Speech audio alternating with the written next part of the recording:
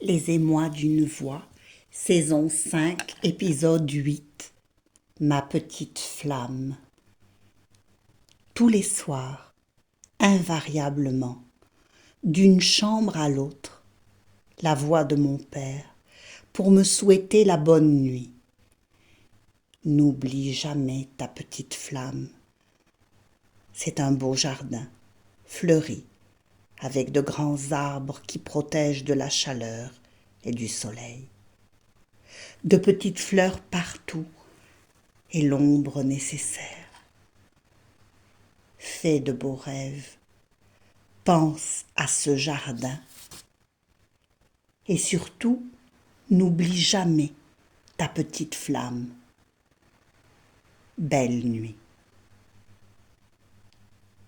J'entends encore cette voix lorsque mon amoureux du jour me susurre à l'oreille, fait de beaux rêves, me couvrant de bisous. Triste à la fois et si réconfortant aussi. Homme de ma vie, ai-je su vous aimer? M'avez-vous aimé en connaissance de cause, sachant ce qui se cache au fond de cette petite flamme, mon incendie intérieur, bien plus fort que supposé, je le crois. Je le sens me consumer sans cesse, je m'y brûle avec imprudence et délice aussi. Moi, la petite fille très tôt, trop tôt, enflammée d'amour, d'un amour mal récompensé souvent. Mais doit-on être payé en retour de l'amour que l'on donne? Non, probablement non.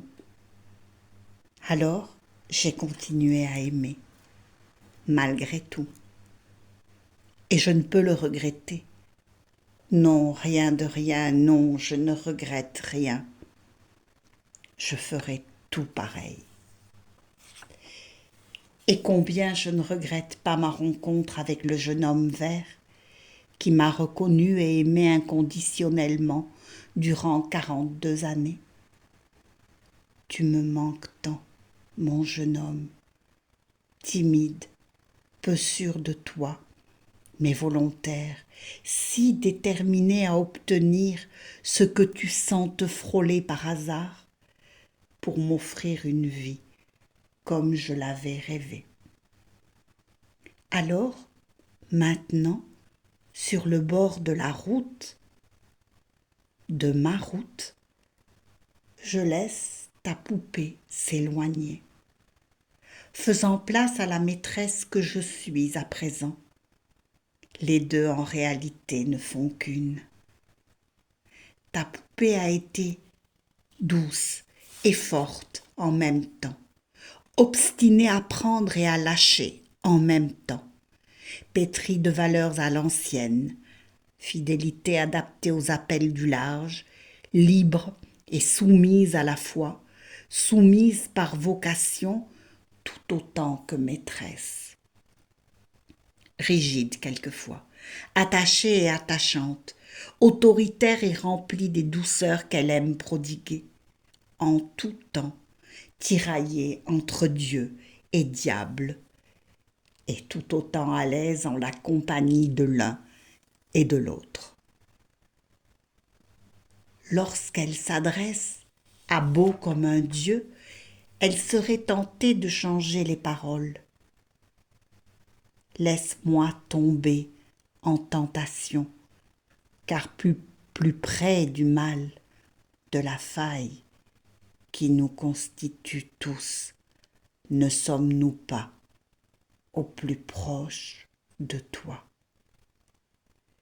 Ceci est ma prière à moi, et je la lance vers toi depuis si longtemps. Et délivre-moi du mal, car toi seul peux le faire. Lave-moi des imperfections et péchés d'une vie humaine, inévitablement.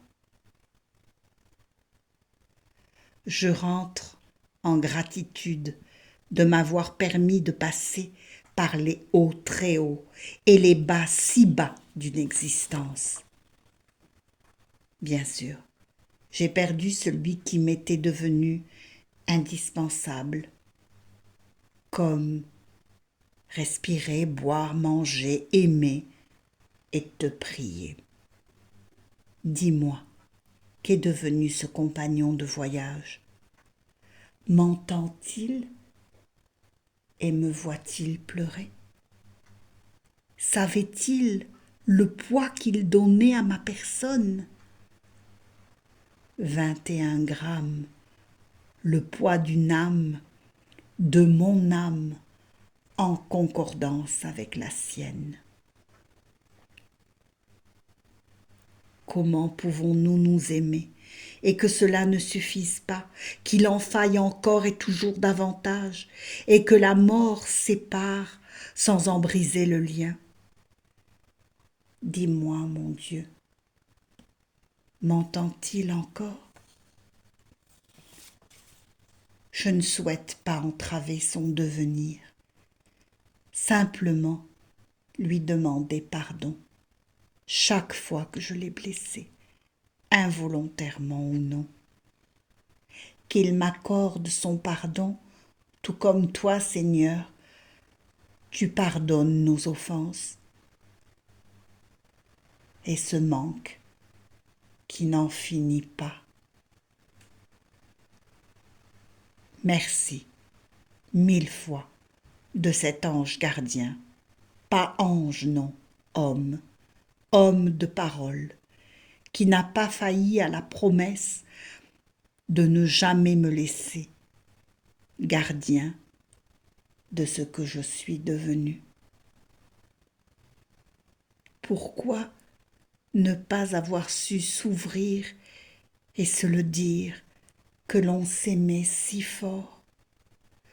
Sans doute parce qu'il n'était pas à l'aise avec la divulgation des sentiments enfouis, pudeur de l'enfant, se transformant en jeune homme vert, tellement aimant, si bienveillant, me connaissant peut-être plus que je ne me connaîtrai jamais, ou plus exactement que je ne me l'avouerai.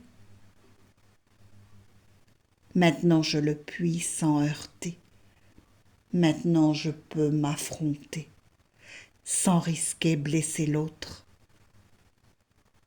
Essentiel à mon âme, essentiel à l'épanouissement de mon âme. Ces derniers mots ont été pour me remercier de tout. À mon tour, de le remercier aussi et de lui dire B, E, A, U,